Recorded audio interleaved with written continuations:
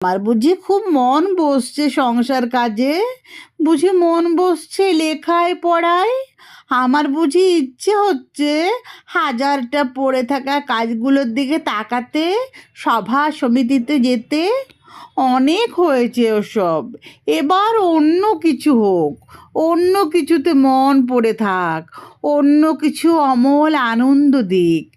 মন নিয়ে যত ঝামেলা আসলে, মন কোনো একটা জায়গায় পড়ে রইলো তো পড়েই রইলো। মনটাকে নিয়ে অন্য কোথাও বসন্তের রঙের মতো যে ছিটিয়ে দেব, তা হয় না। সবারই হয়তো সব কিছু হয় না, আমার যা হয় না তা হয় না।